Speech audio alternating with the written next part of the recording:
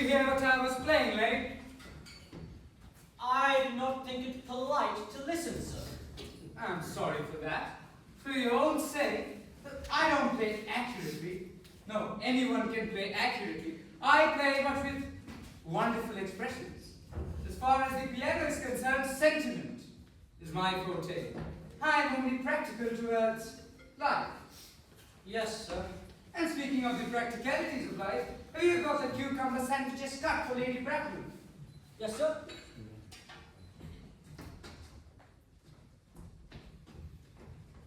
By the way, lady, I noticed that on Thursday night when Lord Shone and Mr. Worthing were dining with me, 8 bottles of champagne are entered as having been consumed in your notebook. Yes, sir. 8 bottles and a pint. Why? That at a bachelor's party, the servants every time drink the champagne. I merely ask for information. I attribute it to the superior quality of the wine, sir. I have often observed that in married households, champagne is quite rare. Good heavens, is marriage as discouraging as that? I've had very little experience of it myself, sir. I have only been married once, and that was in a misunderstanding between... With Gwendolyn is perfectly disgraceful. It's almost as bad as the way Gwendolyn flirts with you. I'm in love with Gwendolyn. I have come up to town, especially to propose to her. I thought you'd come up for pleasure. I call that business. How utterly unromantic you are. I really don't see anything romantic in proposing. It is very romantic to be in love. There is nothing romantic about a definite proposal. Once you propose, you get accepted. Then the excitement is all over. The very essence of romance, it's gone. If I ever get married, I'll certainly try to forget the fact. I have no doubt about that. The divorce court was made especially for people with that sort of mentality. Oh, it is useless to discuss this matter. Divorces are made in heaven. We don't even try to touch the cucumber sandwiches. They are ordered especially for Aunt Augusta. But you have been eating them all this while. That's quite a different matter. She is my aunt. Here, have some bread and butter. The bread and butter is for Gwendolyn. Gwendolyn is devoted to bread and butter. And a very good bread and butter it is. Well, my dear fellow, you need not eat it as if you were going to eat it all. You behave as if you were married to her already. You're not married to her. And I don't think you ever will be. May I ask why? Well, in the first place, girls never marry the men they flirt with. Girls don't think it right. Well, that is nonsense. Of course it isn't. The ridiculous number of bachelors that hovers all around London proves it. And in second place, I don't give my consent. Your consent? My dear fellow, I need not remind you that Gwendolyn is my first cousin. And before I allow you to marry her, you'd have to clear the whole question of Cecily. Cecily? What on earth do you mean I by Cecily? I don't know anyone by the name of Cecily. Bring me that cigarette case. Mr. Worthing left in the smoking room the last time we dined here. Yes, sir. You mean to say that you have had my cigarette case all this while? Good heavens, you could have told me I have been writing frantic letters to Scotland Yard. I was nearly offering a large reward. But I wish you would offer one. I happen to be more broke than usual. Well, there is no use now that the thing is found. But are you sure it is yours? Jack, this inscription inside this case conveys that this thing does not belong to you. Of course it's mine. You have seen me with it 100 times, and you have no right whatsoever to read what's written inside a private cigarette case. It's a very inappropriate thing to do. So is it appropriate to demand for others' belongings? I don't want to argue further. Just give me back my cigarette case. Yes, but this cigarette case isn't yours at all. The cigarette case is a present from someone of the name of Cecily. And you said you did not know anyone of that name. Well, if you really want to know, Cecily happens to be my aunt. Your aunt? Yes, she's a charming old lady, lives at Tunbridge. Now just give it back to me already. Yes, but why does your aunt call herself Little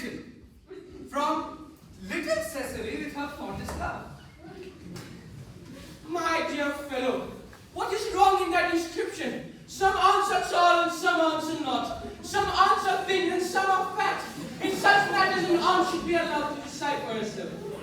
You seem to think that every aunt should be exactly like your aunt. That is absurd. Now just give it back to me already. Yes, but why does your aunt call you her uncle?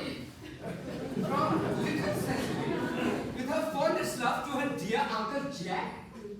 I admit, my dear fellow, there is no objection to an aunt being a small aunt, but why an aunt, no matter what her size may be, should call her own nephew her uncle? I can't quite wake up. Besides, your name isn't Jack. It's Ernest. It isn't Ernest. It's Jack. You always told me it was Ernest. I've introduced you to everyone by the name of Ernest. You answer to the name of Ernest.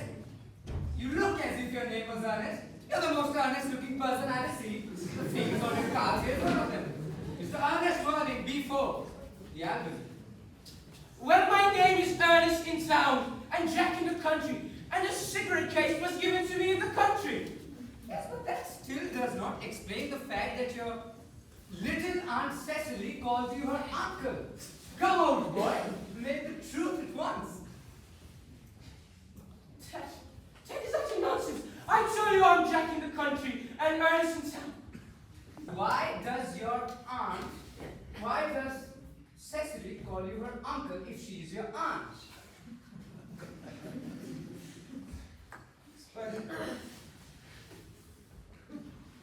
Algernon, you talk exactly as if you're a detective. It is a very inappropriate thing to do when one isn't. Well, that's what detectives always do. Now go on. Why are you Ernest in town and Jack in the country? I may mention now that you've always come off to me as a Bunbury's. And I'm quite sure of the fact now. Bunbury's? What on earth do you mean by Bunbury's? I'll explain to you the meaning of that extraordinary term as soon as you are kind enough to tell me why are you Ernest in town and Jack in the country. But produce my cigarette case first. Yes. But produce your explanation, and pray, relate it in a doubtful way. My dear fellow, there is nothing doubtful about my explanation at all. In fact, it's pretty simple. The late Mr. Thomas Cardy, who adopted me when I was a little boy, made me in his will guardian to his granddaughter, Miss Cecily Cardy. Cecily, who addresses me as her uncle, from forms of motives of respect that you could not possibly appreciate, lives at my place in the country, under the charge of a worthy governess, Miss Prism. Where is this place in the country, may I ask? That is none of your concern. You are not going to be invited. And for your information, it is not in Lancashire. I suspected that, my dear fellow. I have Bunburyed all over Lancashire on 2 separate occasions. Now go on. Why are you Ernest in town and Jack in the country? My dear fellow, I don't know whether you will be able to understand my true motives or not. You are hardly serious enough. You see, when one is placed in the position of guardian, one has to be responsible for everything. At times, I get overburdened with all these obligations, and hence, to evade a few, I have always been... Fellow, you have invented a smaller younger brother called Ernest, in order that you may be able to come up to town as often as you would like. I, on the other hand, have invented a permanently invalid friend called Bunbury, in order that I may be able to go down into the country as often as I would like. You see, Bunbury is perfectly invaluable. Now let me tell you the rules of Bunbury. I'm not a Bunbury's at all. If Gwendolen accepts me, then I'm going to kill my brother Ernest. In any case, I think I'll do it, because Cecily is a little too much interested in him, and I strongly advise you to do the same with with your friend with that absurd name. Nothing will induce me to part with Bunbury, and in case you ever get married, which seems to be extremely problematic, you will be glad to know Bunbury. A man who marries without knowing Bunbury is a very tedious life. It's clear, sir.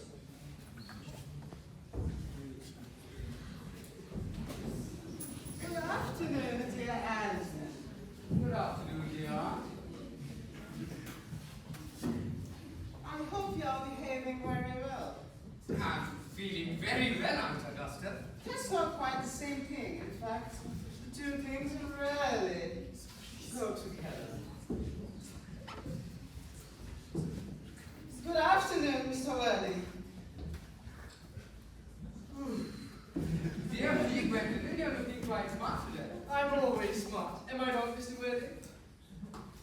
You're quite perfect, Miss Fairfax. Oh, I hope I'm not that. It would leave no room for development, and I intend to develop into many directions. I am sorry if we're the ladies, Angela, but I was obliged to call on Lady Hungary. I haven't been there ever since her poor husband's death. I never saw a woman so altered. She looks quite 20 years younger. And now I'll have a cup of tea and one of those nice cucumber sandwiches from Constance. Certainly, Aunt Augusta. Gwendolen, won't you come and sit here? Thank you, Mama, but I'm quite comfortable where I am. Good heavens, Lang! Where are the cucumber sandwiches I had ordered for my dear Aunt Augusta? There were no cucumbers in the market this morning. I went down to check twice. No cucumbers? No, sir, not even for ready money. That will do, Lang. Thank you, sir. They had some comforts with Lady Hardwick, who seems to be living a life entirely for pleasure now. I hear that she has colored her hair blonde, being consumed by grief. It certainly has. For what cause, I cannot say. There you go, Aunt. Thank you, Angela, I've quite a treat for you tonight. I'm going to send you down with Mary Flair. She is such a nice woman, so attentive to her husband. And I'm sure the program will be a delightful one. I hope it will be. Gwendolyn, won't you accompany me? Certainly, Mama.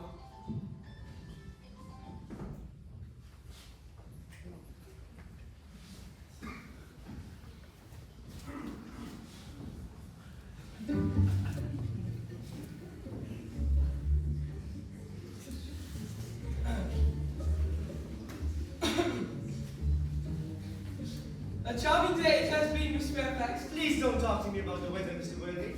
Whenever people talk to me about the weather, I always feel quite certain that they mean something else, and that makes me so nervous. I do mean something else. I thought so. In fact, I'm never wrong. Miss Fairfax, ever since the day I have met you, I have admired you more than any other girl I have ever met in my life. Since I have met you. Yes, I'm quite well aware of the fact. For me, you've always had an irresistible fascination. There is something in the name Earnest that inspires absolute confidence.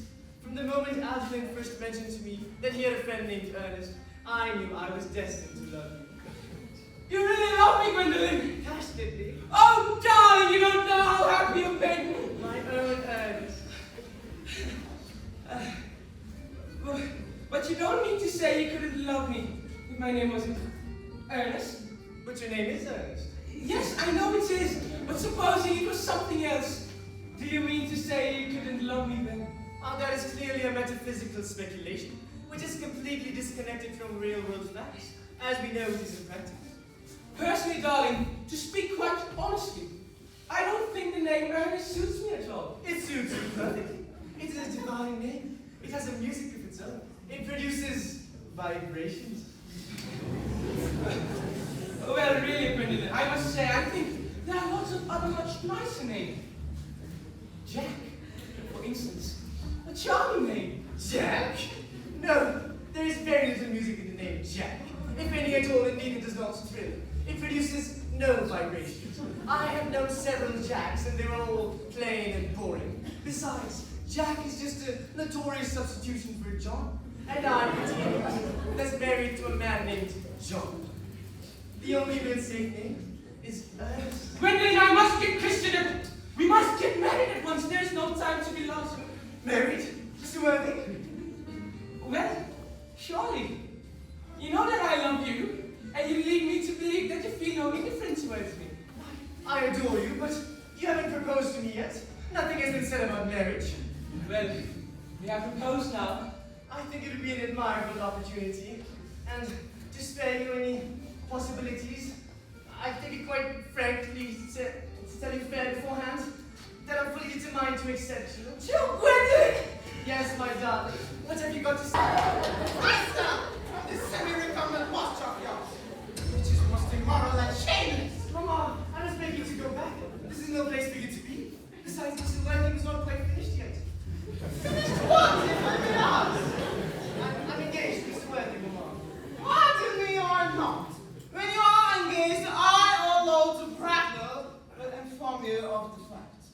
engagement should come to a young girl as a surprise, pleasant or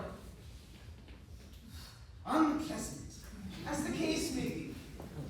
Mr. Worthing, I will be asking you a few questions. And Gwendolyn, for the time being, wait down below in the carriage. But, Mama, Gwendolyn, in the carriage.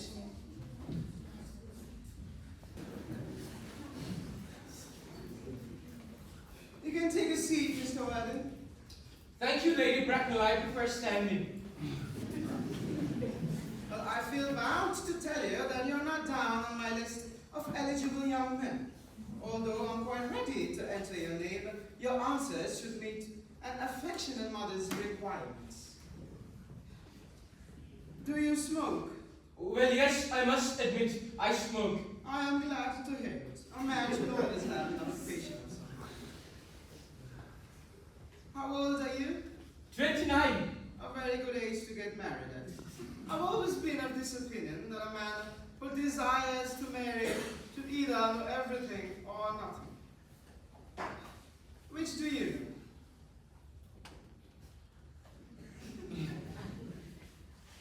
I know nothing, Lady Bracknell. I am pleased to hear it.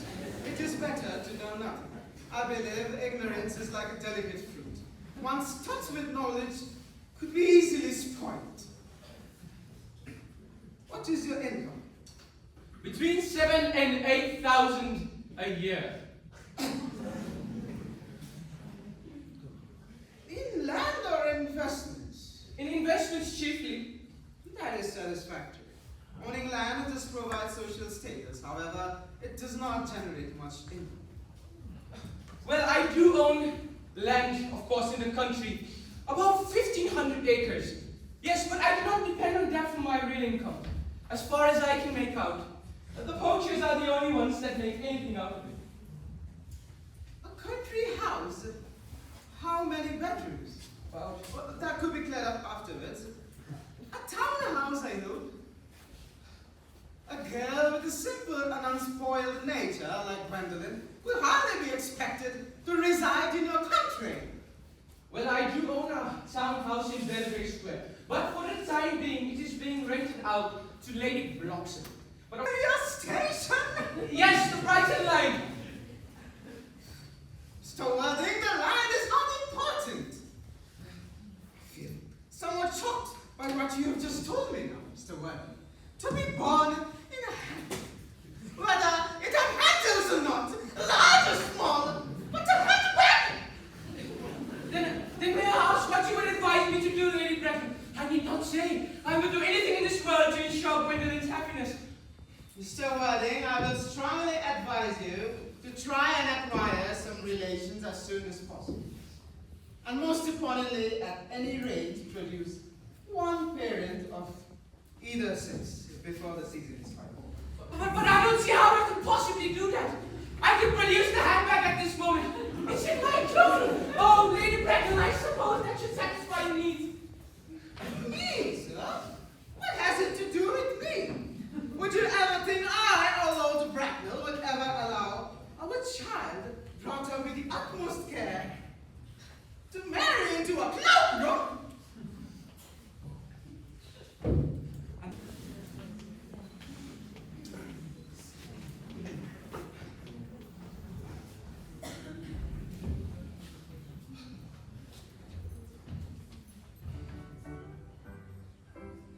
Oh, stop playing that gospel tune, Eddie! How idiotic of you! Let it go off all right, old boy. You don't mean to say Gwendolyn rejected you? If she did, just propose to her again. If she refuses you the second time, then she's sure to marry you.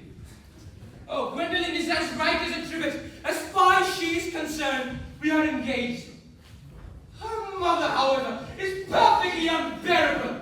Never met such a gorgon. I don't really know what a gorgon is like, but I'm pretty sure that Lady Bracknell is one. In any case, she's a monster without being a myth, which is rather unfair. I beg. Not the remotest instinct of when to die. That is nonsense, Algy. Of Of course it isn't. I don't want to argue further. You always want to argue about things. But that was what things were originally made for. Upon my word, if I thought that, I'd shoot myself. Tell me something, Angie. You don't seem to think there's a possibility of Gwendolyn becoming like her mother in about 150 years, do you? All women become like their mothers. It's their tragedy. No man ever does. It's his. And is that clever? Of course it is. It's perfectly phrased and quite as true as any observation in modern life should be. I am sick to death of cleverness. You can't go anywhere without finding clever people these days. The thing has become an absolute public nuisance. I wish to goodness we had a few fools left. We had. Then I would certainly want to meet them. What do the fools talk about? The fools about the clever people, of course. What fools? Did you tell Gwendolyn that you are Ernest in town and Jack in the country? The truth isn't quite the sort of thing one sells to a sweet, nice, refined lady like Gwendolyn. What absurd ideas do you have of how to behave with a woman? The only way to behave to a woman is to make love to her if she is pretty, and to someone else if she is plain. That is nonsense. And what about Ernest? What about the profligate Ernest? Oh, you need not worry about that. I would have got rid of Ernest by the end of this week. I'll say he died in Paris by a sudden stroke. Lots of people die quite suddenly of stroke, don't they? Yes, but that's hereditary. It's the sort of thing that runs in families. My dear brother, you had much better say a severe chin. And you're sure severe chin isn't hereditary or anything of that kind? Of course it isn't. Very well then. My poor brother Ernest is carried off suddenly by a severe chill that gets rid of him in Paris. Live towards life. You're not quite old enough to do that. Dear Gwendolyn, Ernest, my dear, we may never be married. From the expression on Mamma's face, I fear we never shall. And though she may prevent us from becoming man and wife, and I may marry someone else, and marry off, nothing she can possibly do can alter my eternal devotion to you. Gwendolyn, the story of your romantic origin, as related to me by Mamma with unpleasing comments, has naturally stirred the deeper fibers of my nature.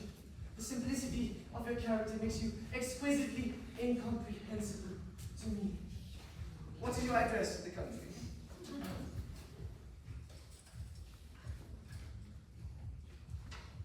the Manor House, The Manor House, Woolton, Wilton, Hertfordshire.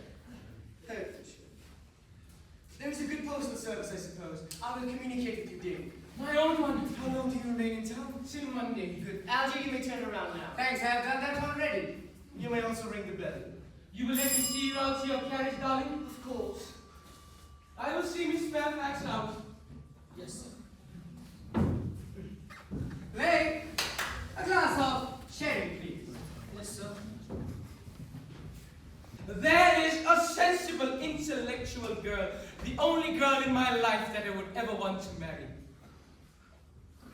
What on earth are you so amused at? Oh, I'm a little worried about poor Bunbury. That's all. If you don't take good care of your Bunbury, he will surely get you into some serious trouble someday. Oh, I love troubles. They're the only thing that are never serious. That is utter nonsense, Algie.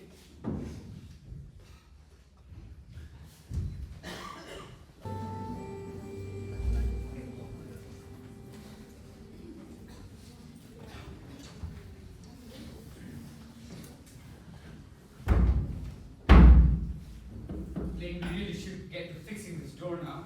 Yes, sir. Your packing is done, sir. Perfect, Lane. You're the most perfect person I can think of.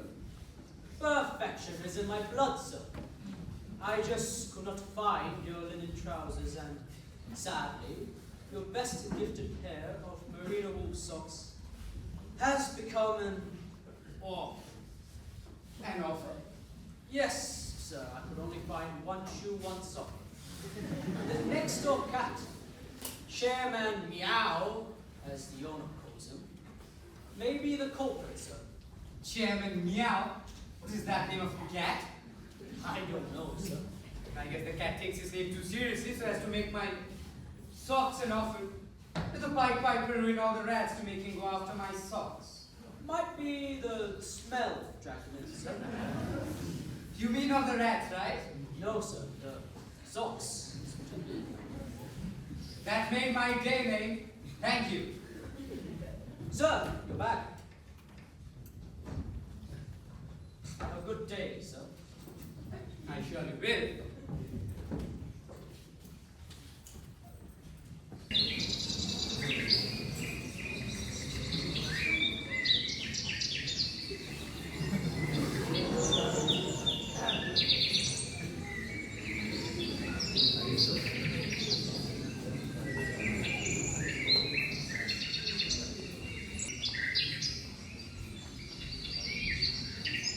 Cecily, what nonsense are you doing? Don't you know that that is the worker's duty rather than yours? Especially when it's time for your German lessons. But I don't like German. I don't think it is a becoming language. Child, don't you know how serious your guardian is with German? He told me to particularly put stress on German while he was leaving for the town yesterday. Oh, Uncle Jack is always so serious. It is not healthy for a normal person to be so serious all the time. Your uncle enjoys the best of health in every way. Mentally, physically, and emotionally. I'm surprised he's not in the army. His grave character attributes to one of those egregious natures, punishing these poor soldiers every time he sees them. Do this, do that. Cecily, I'm surprised at you. Mr. Worthing has many problems in his life. It is true that fun is absent in this conversation, but you must remember his constant anxiety about that unfortunate young man, his brother, Ernest. You should tell this unfortunate young man, his brother Ernest, to come down here sometime. For what? I mean, you might have a good influence over him, you know? Your German, your geology, and all this sort of stuff might just make him a better person. Only God's grace can help that man. I am no God. It would be like teaching a walk, I suppose. Oh, look, Dr. Strassel's here. Oh, Doctor! Oh, it's a pleasure to meet you. How are we this morning, Miss Prism? I hope you're doing well. Well, Actually, Miss Prism here was having a slight headache, and taking a short stroll with you might just help her. But when did I mention anything? You see, Miss Prism, I can just tell that by looking at your face. After all, I care about you. Cecily, are you trying to... No. I'm not thinking about skipping my German lessons. Cecily, I hope you're not inattentive. That is far from the truth, I'm afraid. Why so? If I was as fortunate as you to be a student of Miss Prism, I would have hung upon her lips. Oh, it was a metaphor. My metaphor was drawn for me. Anyway, when do you expect Mr. Worthing to come? We expect him by Monday. All right, I shall leave Juliet and a few. I shouldn't disturb you now. Juliet, but doctor, my name is Maria. Political economics, horrible German. But yet, thankfully, an unexpected love story blooming in my garden. I wonder when will my turn come, dear Ernest, my wicked cousin Ernest. Mr. Ernest Worthing, I mentioned that you and Miss Prism were in the garden. He told me he wanted to speak to you privately for a moment. So Mr. Worthing's come here, and I urge you to wait your Uber at the earliest. Please go now. Charles! You are my little cousin Cecily, I'm sure. You must be under some mistake. I'm not little at all. In fact, I'm more than usually tall for my age. But yes, I am your cousin, Cecily. And you, I see from your car, are Mr. Jack's brother. My wicked cousin Ernest. I am not really wicked at all, cousin Cecily. You mustn't think that I am wicked. Then you must have been deceiving us all in a very inexcusable manner, pretending to be really good and really wicked all the time. I hope you're not living a double life. That would be hypocrisy. Oh, I have been rather reckless. I'm glad to hear that. Now that you mention the subject, I have been very bad in my own small way. I don't think you should be so proud of that, although it must have been very pleasant. It is much pleasanter being here with you. I can't understand how you're here at all. Uncle Jack won't be back till Monday afternoon. Well, in that case, I plan to depart by Monday morning, for I have an important business meeting to attend. Oh, couldn't it be delayed? I'm afraid the appointment is urgent. Oh, I know how important it is to not keep a business engagement waiting if one is to retain any sense of the beauty of the life. But I think you better wait till Monday morning. Miss Prism never says things to me like that. Well, then Miss Prism is clearly a blind, old lady who has no idea of what real beauty looks like. But Miss Prism says that all good looks are a trap. Well, they're a trap every sensible man like me would desire to be caught in. I feel that you are too much alone here, Dr. Chaucer. I think that you should get married. Don't you think so? Miss Prism, I, being a priest, my perception, as well as the practice of primitive church, were distinctly against matrimony. Well, that is obviously the reason why the primitive church has not lasted up to this day. You do not seem to realize, dear doctor, that by constantly remaining single, a man turns himself to a permanent public temptation. And this Dr. Joseph, I hope you're well. Dear Mr. Wally, I am good, but this outfit of yours conveyed some terrible calamity. My brother. Oh, that shameless creature, absorbed in his life of crime. Still leading his life of pleasure. Dead! Your brother is dead. Quite dead. Well, what a lesson for him. I'm sure he'll gain something useful out of it. Dear Mr. Wally, I offer you my sincere condolence. But you deserve to know you're always the most forgiving and generous of brothers. No, but this is not for any child. You see, I am very fond of children. The thing is, I would like to be Christian myself this afternoon if you could render your time, Doctor. Surely, Mr. Wally. But you already Christian. Oh no, I don't remember anything about it. It seems like you doubt it. I certainly do. Unless you think I'm a little too old now, do you, Doctor? Not at all, not at all. The sprinkling and indeed the immersion of adults is a perfectly legal practice. You need not worry about it. Sprinkling is all that is necessary. At what hour would you wish the ceremony to be performed? I was thinking about 5 if that would suit you, Doctor.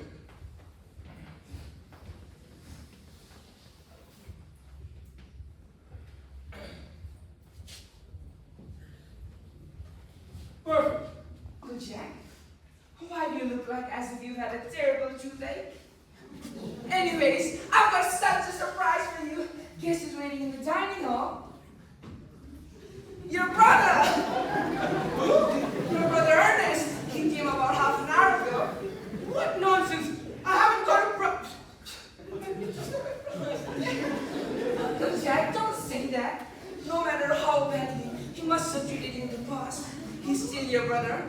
You cannot be so heartless as to disown him. I will tell him to come out, and you will shake hands with him, won't you, Uncle Jack?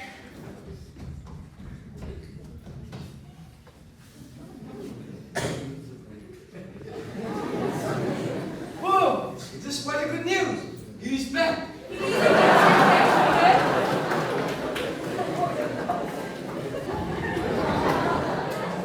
Oh, good heavens!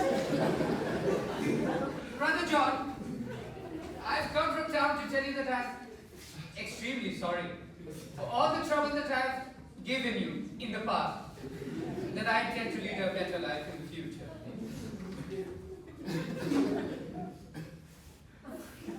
Uncle Jack, you will not refuse your own brother's hand, will you?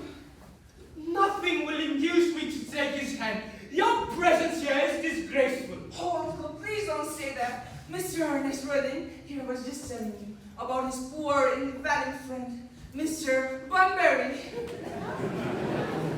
There must be much kindness in someone who takes care of his poor friend, leaving all the pleasures of London just to take care of Mr. Bunbury? He told you about Bunbury, did he? Of course, he told me everything about Mr. Bunbury. Bunbury, a name enough to give him my nerves. Of course! Faults were all on my side. But Brother John's goal is to be peculiarly painful, considering this is the first time I've come here. And this is the last time you will ever be here. Uncle Jack, if you do not shake hands with him, I will never forgive you. Never forgive me! Never, never, never! This is the last time I shall ever do it. A perfect moment of unity. Let us leave the two brothers together. Cecily, you are to come with us. Yes, miss, my little task of reuniting is done here. You have done a beautiful task, dear child. We must not be too early in our judgment. I'm so happy. Count Relative, you must get out of this place as soon as possible. I do not allow Bunbury here. Mr. Worthing's luggage in the room next to yours, sir. What? Mr. Earnest's luggage, sir. What luggage? 3 briefcases, a dressing changer, 2 hand boxes. Oh, shut up. And a luncheon basket. I'm afraid, dear Jack, I won't be able to stay more than a week this time. Merry men! Order the dog cart at once! Mr. Ernest has suddenly been called back to town. What a fearful liar you are, Jack. I have not been called to town at all. Yes, you have. I didn't hear anyone call me. Your duty as a gentleman called you back. My duties as a gentleman never interfered with my pleasures, to the smallest degree. Well, you have no right whatsoever to Bunbury here. Well, Cecily is a darling. You are not to speak about Cecily like that. I don't like it. Well, I don't like your clothes. You look perfectly ridiculous in them. It is perfectly childish to be in deep mourning for a man who is about to spend the whole week with you in your own house.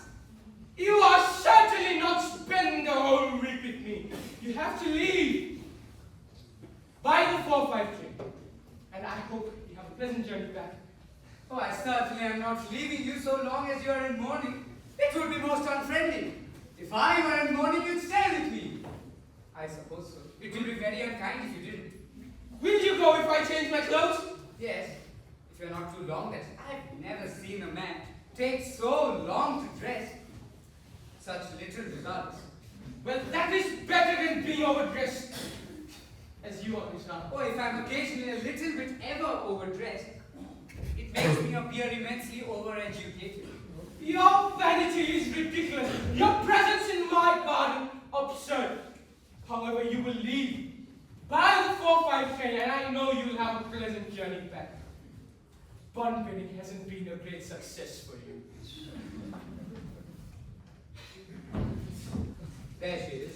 Oh, I merely came back to water the roses. I thought you were with Uncle Jack. He's gone to order the dog cart for me. Oh, are you going to go for a nice drive? No, he's going to send me away. Oh, then have we got to part? I'm afraid so. It's painful parting. It is always painful to part from people whom one has known for a short amount of time. The dog cart is at the door, sir. It can wait, Merman, for 5 minutes. Yes, miss. Cecily, I hope I shall not offend you. I state quite frankly and quite openly that you seem to me to be in every way an absolute embodiment of human perfection. I think your frankness does you great credit, Ernest. Ernest, if you will allow me, please let me record your remarks into my diary. You keep a diary. I'd give anything to look at it, may I? No! It is simply a very young girl's record of her own thoughts and impressions, consequently meant for publication one day. Oh, The dog cart is waiting, sir. Tell the dog cart to come around next week. That's the same. Uncle Jack would be very much annoyed if he finds out that you are staying until next week. I'm glad to hear that. Well, you won't break off our engagement again, will you, Cecily? No, met today after our 3-month engagement. And of course, there's the question of your name, Ernest. Something holds me very close to your heart. Yes, of course. There is something in the name Ernest which inspires absolute confidence. I pity any other woman whose husband's name is not Ernest. But my darling Cecily, you don't mean to say you couldn't love me if I had any other name? Any other name? Oh, any name you would like. Algernon, for instance. Algernon? But I don't like the name of Algernon. But my own dear sweet darling Cecily, I cannot see why you should object to the name of Algernon. It is not at all a bad name. It is a rather aristocratic name. Half of the fellows in the bankruptcy court are called Algernon. But seriously, Cecily, you don't mean to say you could not love me if my name was Algie. Ernest, if your name was Algernon, then I might respect you. I might admire your character, but I'm afraid I will not be able to give you my undivided attention. Cecily, I must... Your rector here is very well versed in the rites and ceremonies of the church. Yes, Dr. Chasuble is a... Miss Fairfax has just called to see Mr. Worthing on very important business. Isn't Mr. Worthing in the library? Mr. Worthing went in the direction of Dr. Chasuble's residence a few moments ago. Well, tell Miss Fairfax to come here. Mr. Worthing is bound to be back soon. And please bring tea. Yes, miss. Miss Fairfax is here, ma'am. Oh, let me please introduce myself to you. My name is Cecily Cardew. Cecily Cardew? What a very sweet name. Something tells me we are going to be great friends. My first impression on people I've never met. Oh, nice of you to like me, although we had just met friends in town. So may I call you Cecily? Of course. And you can always call me Gwendolyn. With great pleasure. Then it's all quite settled, I suppose. I hope so. Perhaps this is the perfect moment to mention myself to you. My father is Lord Brandon. Have you ever heard of Papa? I don't think so. Outside the family circle, Papa, I'm glad to say, is entirely unknown. I think that it's quite acceptable. The home seems to me to be a perfect place for him. However, this very news is compelling me to alter my views on Ernest. He seemed to me a true gentleman. Pardon me, Gwendolyn, but did you see Ernest? Yes. Oh no, but it is not Mr. Ernest Worthing who is my guardian. It is his brother, his elder brother. Ernest never mentioned to me that he had an elder brother. You see, we have not been on very good terms for a long time now. Thank heavens. Oh, Cecily, you have lifted a load from my mind. I was starting to grow anxious. It would have been terrible if a cloud came across a friendship like ours would have got. But I am quite sure Mr. Ernest would. Gwendolyn, I do not see any reason why I should make it a secret of it to you. But Mr. Ernest Worthing and I are engaged and married.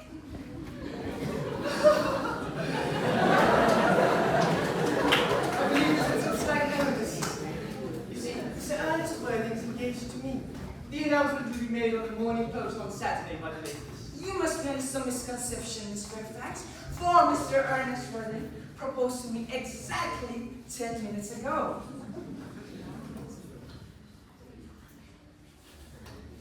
How strangely curious. For he asked me to be his wife yesterday afternoon at 5:30 p.m. If you don't believe me, please.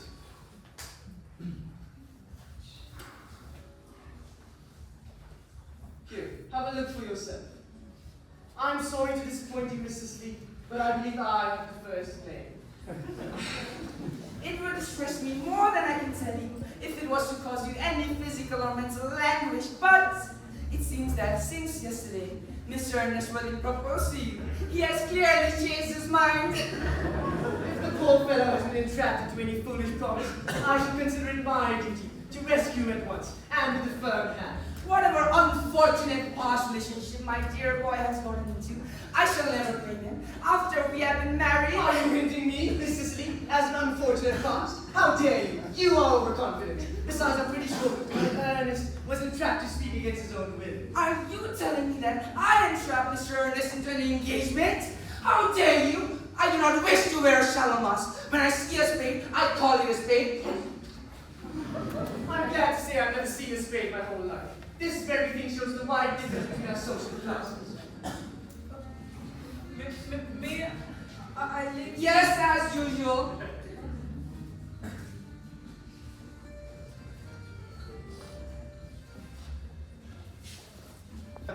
I find it so boring. Oh, quite boring due to its simplicity and honesty. Oh, Miss Fairfax, would you like some tea? Thank you. Detestable good, but I'm quiet. Sugar? No thank you. Sugar is hardly fashionable anymore.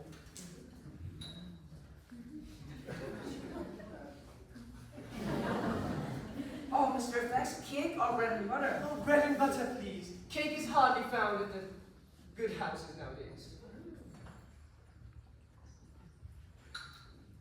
Please hand this to Miss Fairfax.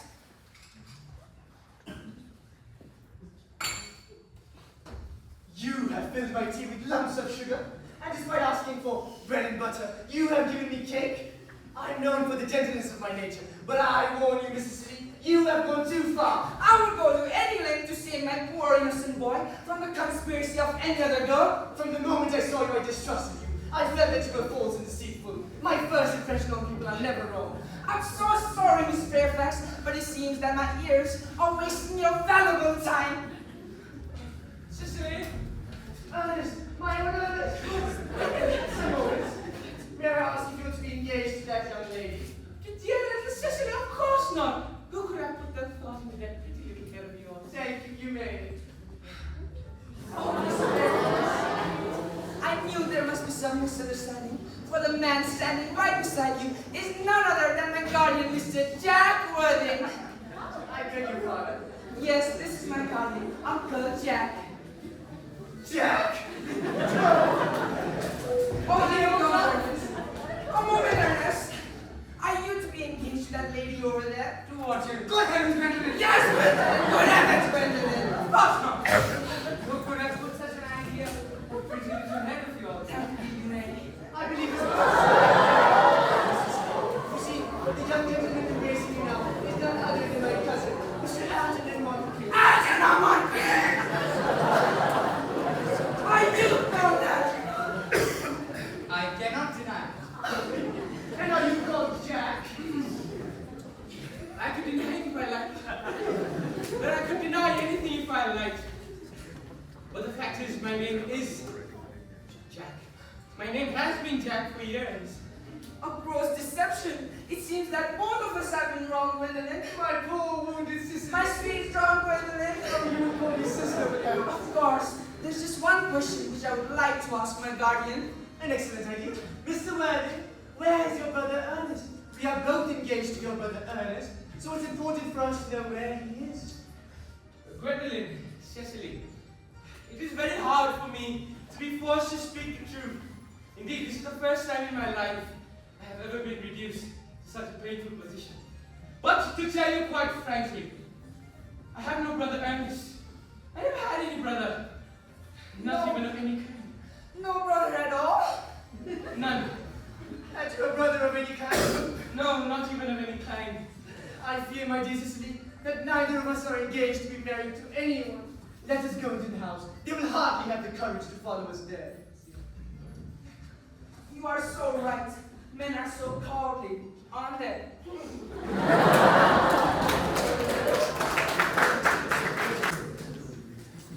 This terrible state of things is what you call bun-betting, I suppose? Yes. This is the most wonderful bun-betting I've had in quite some time. Well, you have no right whatsoever to bun-betting here. I tell you, Angela, you are ruining my future with Gwendolyn. My dear Jack, you seem to be quite mistaken. I support you so long as you support me, and as you know, Gwendolyn is my first cousin. To support you. To imagine your future with a nice, simple, sweet girl like Cecily is too bad to be tolerable. Well, then I see no possible defense for you deceiving a pretty, experienced, educated young lady like Gwendolyn.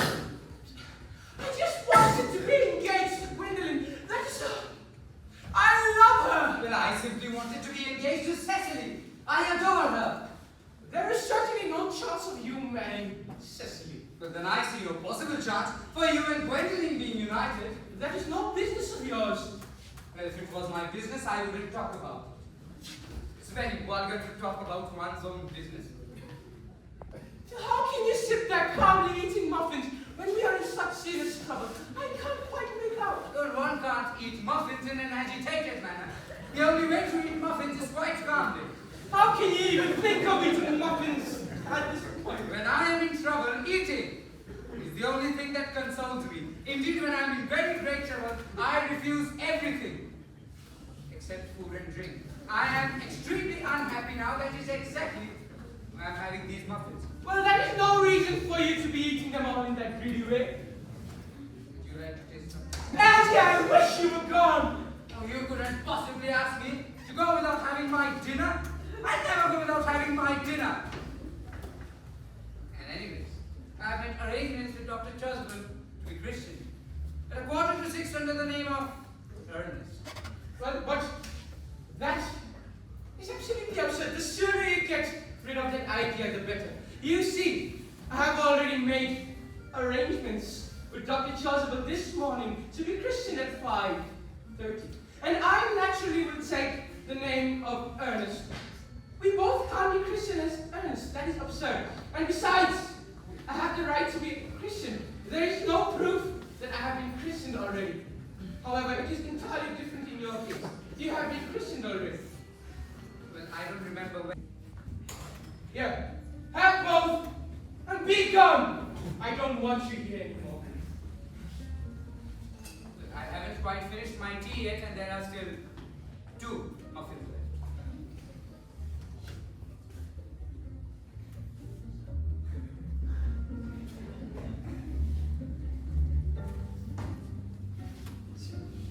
Oh, you scoundrel! They do not follow us into the house. Shows that they have some sense of shame. They seem to be eating muffins. That seems like repentance. They don't seem to notice us at all. Couldn't you cough? Cough. But I haven't got a cough. They're looking at us. What an insolent behavior. Let us keep a dignified silence. Certainly, that is the only right thing to do now.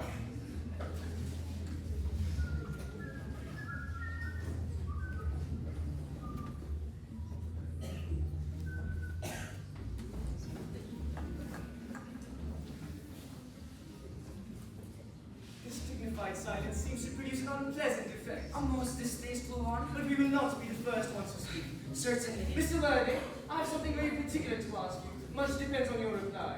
Gwendolyn, your common sense is quite invaluable. Mr. Moncrief, please reply to my following question. Why did you pretend to be my guardian's brother?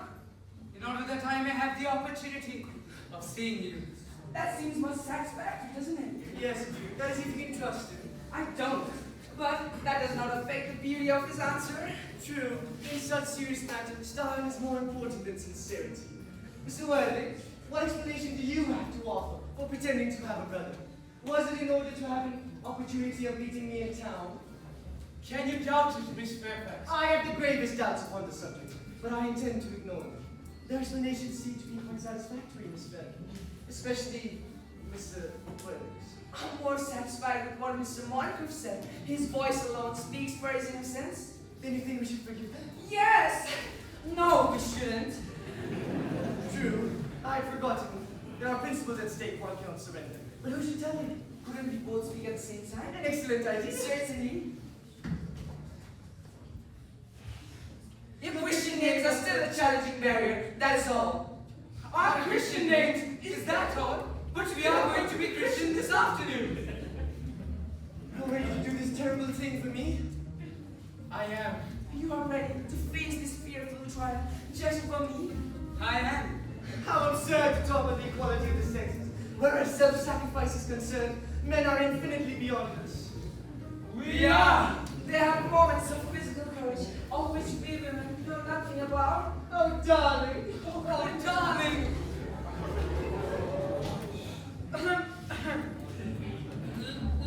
Lady Bracknell is here.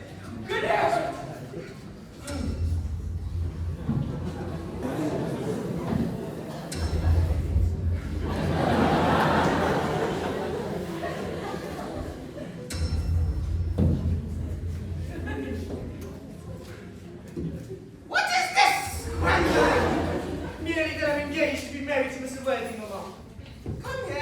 Count.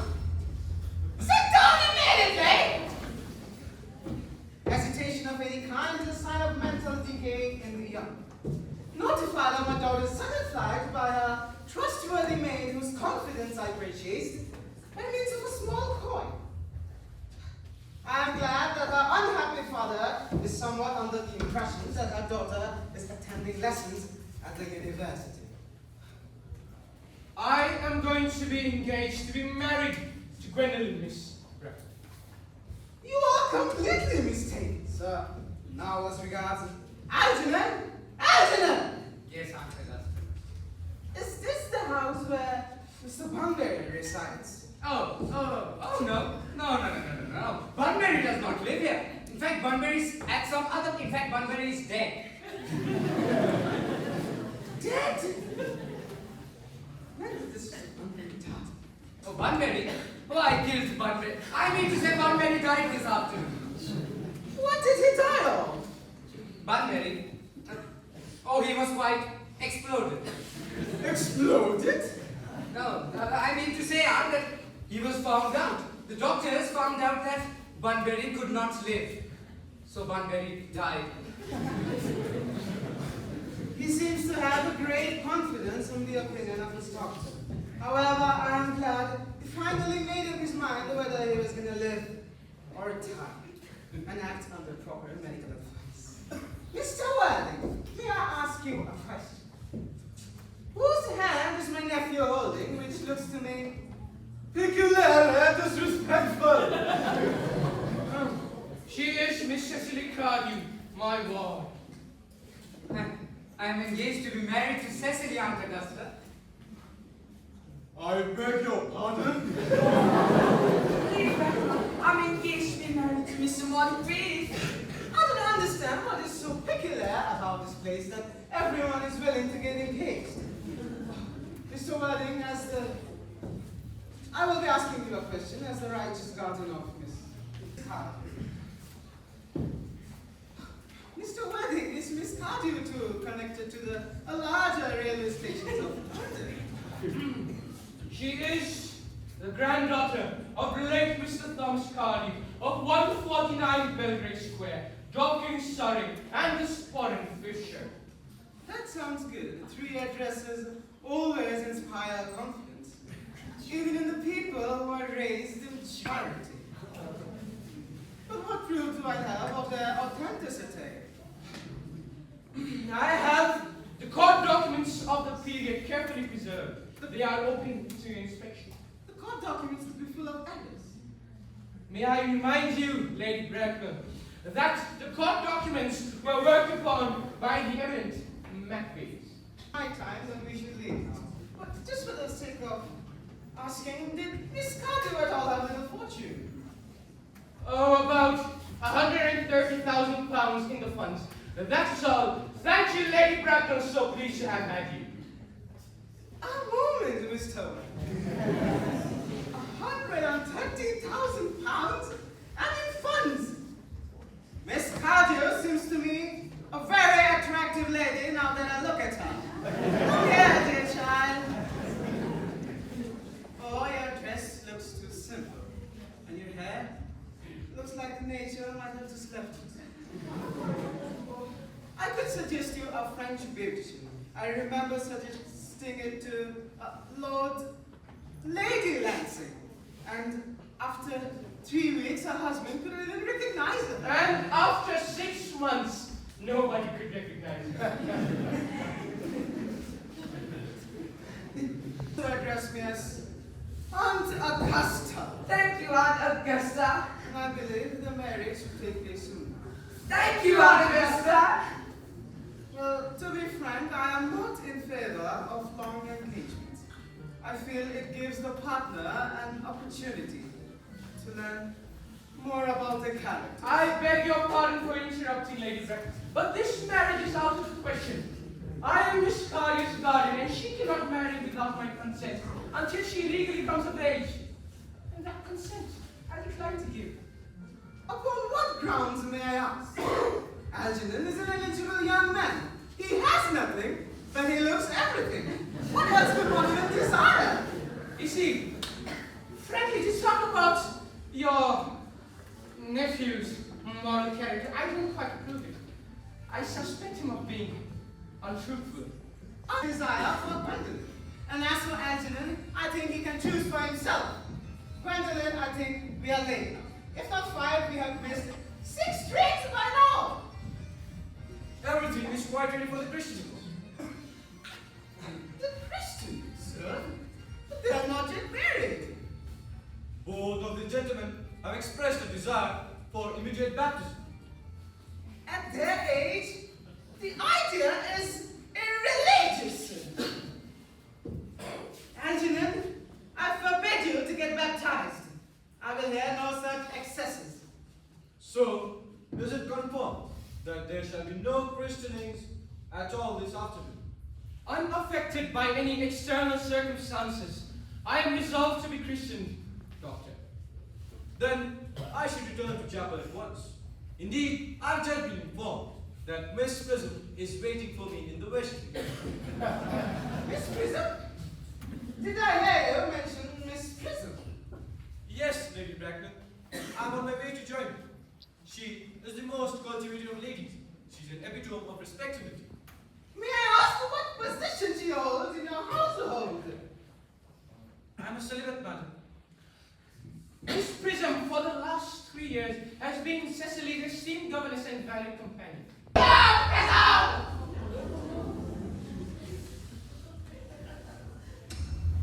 Where is the baby? 28 years ago, you left Lord Bracknell's house, number 144 Upper Grosvenor Street, in charge of a baby carriage that contained a baby of male sex. You never returned! Weeks later, through the thorough investigations done by the Metropolitan Police, the cradle was found at midnight in the remote corner of Being. Lady Bracknell, I admit with shame that I do not know. I will relate the whole truth to you. On the day that you mentioned, I went out with the baby as usual. I also had with me a somewhat large, spacious, black leather handbag, in which I intended to keep the manuscript of a work of fiction that I had written during my unoccupied hours. In a moment of mental distraction, for which I can never forgive myself, I placed the manuscript in the cradle and the baby in the handbag. But where did you deposit it? Do not ask me, Mr. Worley. Miss Prism, this is not a matter of a joke to me. I intend to know. Where did you deposit the bag with the baby in it? In the cloakroom of one of the larger railway stations in London. Which railway station? Victoria, the Brighton line. Hooray! I must return to my room for a moment. Gwendolyn, will you wait here for me? If you're not alone, I will wait for you my entire life. This is the handbag that you placed the baby in. Please think carefully before you answer it. The happiness of more than one life depends on your answer. Well, it seems to be mine. Here is the injury it received from the upsetting of an omnibus in Gower Street, an incident that occurred in younger and happier days.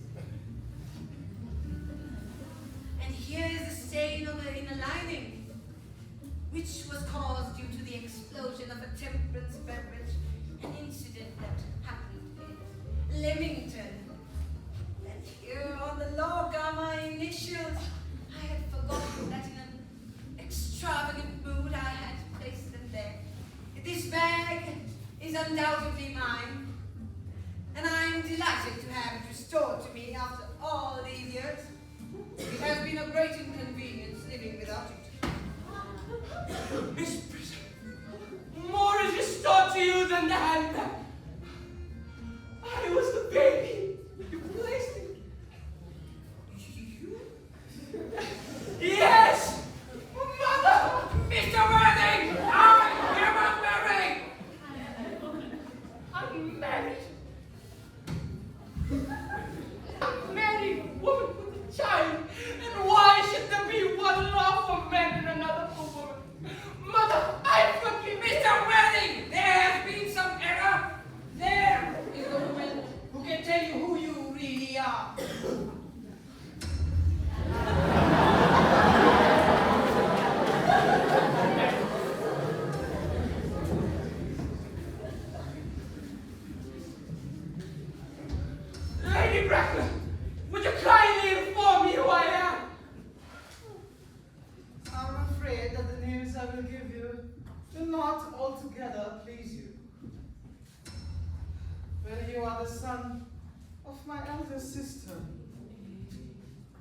Consequently, Algernon's elder brother.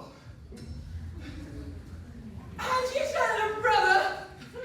I knew it! I had a brother! I always told you I had a brother, didn't I? Dr. Jasper! My unfortunate brother, Miss Prism, look at my unfortunate brother. My unfortunate brother! Algernon, you better behave well with me now. You never behave well. I shall start to leave my bed. My own, but what own are you? What is your Christian name? Oh, I've forgotten about it. Your decision on the subject is unchangeable, I suppose. I never change, except in my affections. A moment, Monte Cristo. At the time when I was placed in the handbag, had I been christened already? Every luxury that money could buy, including christening, was lavished on you by your fond and doting parents. Yes, then I was Christian. But what was my Christian name? I don't exactly remember. You were naturally christened after your father. Yes, but what was my father's Christian name? I don't remember what his Christian name is. Angie, can't you remember our father's Christian name? My dear fellow, we were never on speaking terms. He died before I could learn how to speak. His name would appear on the army list of the town, I suppose. He was a man of peace, except for his domestic life. But I doubt his name would appear in the military directory. Army lists of the last 40 years. Ah, yes. And Generals Malum, Matbum, Macklin, what ghastly names they had! Oh, Mark B. Bixby, Moncrief, Lieutenant 1840, Captain Lieutenant Colonel, General 1860, Christian names. Ernest John! I told you my name was Ernest, didn't I? Well, it naturally is Ernest. Oh, I remember. The general's name was Earnest. I knew I had a particular reason for disliking him. Ernest, my own Ernest. I knew you could have no such other name. Gwendolyn, it is a terrible thing for a man to find out that all his life he has been speaking nothing but the truth. Gwendolyn, will you forgive me? I have, my dear. Muriel!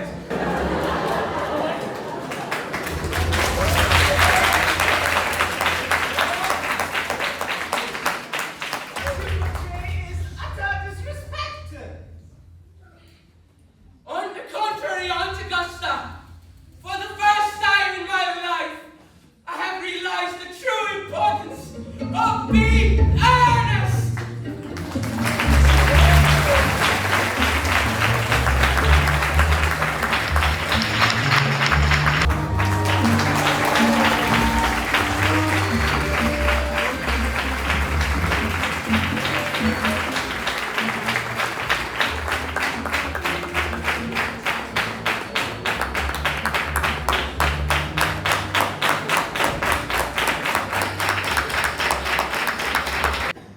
Please, can we have the curtains opened? Thank you. I hope you all had a good time. I hope you all enjoyed.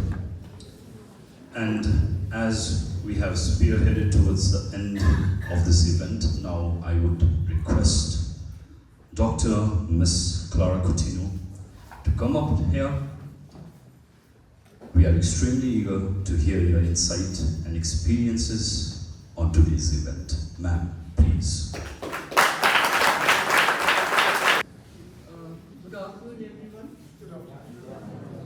I'm going to keep my speech very short. I believe in the KISS principle, that is, keep it short and simple.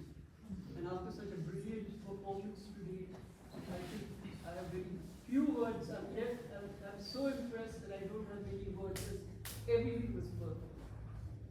So I'm honored to begin with and privileged to be invited to St. Paul's School as chief guest. And I would sincerely like to thank the administrator, Mr. Agnero Dennis, and St. Paul's School. For me, it is almost like a homekeeping, as I have been over the many years part of the school and its activities. So many activities. Starting with my short stint as a music teacher, many years. Brilliant. It is a play that relies totally on just these few characters and the dialogue. So I'm going to just name a few of these things. I'm familiar with the play and the writer Oscar Wilde, having taught it at the college level. The importance of being earnest is by no means an easy play to stage. It is subtitled, by the way, a trivial comedy for serious people. So I was pleasantly surprised to see that the director and the cast did a splendid job in the production of a very difficult play. Secondly, the diction, by the way, was perfect, and the dialogue was delivered in a precise and an articulate manner. Altogether, the play had a sparkling and exuberant energy about it. I'm sure you will agree with me. The direction was excellent for the pacing, because this play depends on the pacing of the dialogue. And it was also good because it brought out character nuances. Altogether, the characters were brilliantly portrayed. Now I'd like to see a few things about the set. But before that, I think I would like to mention over here one, the fact that there was tremendous stage presence in spite of minor mishaps. Everything was carried on beautifully and naturally. So full marks to Cecily, who might have lost her hair for a moment but did not lose her cool. Full marks to you, Cecily. And that's how a play should be. If she had got flustered, the whole play would have tipped over. But not a minute. I was so impressed by this. Lady Bracknell was brilliant. Jack Worthing was brilliant. Algernon was brilliant. Miss Prism was brilliant. So there's nothing I could say individually about these characters. They held the play together. The sets and the costumes should also be lauded. And above all, the stagecraft was great. This play has many enduring themes which bring to the forefront Oscar Wilde. Huge congratulations. Well done. Staging a play of this magnitude is a difficult task, and I think Dr. Coutinho so beautifully pointed it out. Every aspect, from acting to dialogue, delivery, costumes, sets, fabulously done. And I think that resonated perfectly so well with the audience, because each one of us, for what was it, 2 hours? Well, I don't think any one of us felt time. Great job, great job, great job. Well done, sir. Well done. Well done.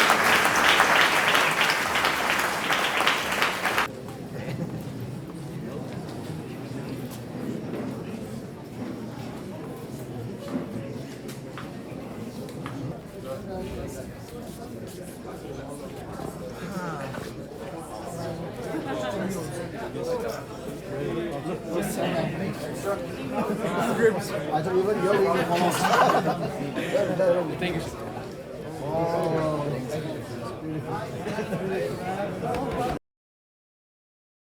The practice for the school play is on here. You can see Mr. Animesh Gurung is doing his best with the boys. It was going on well.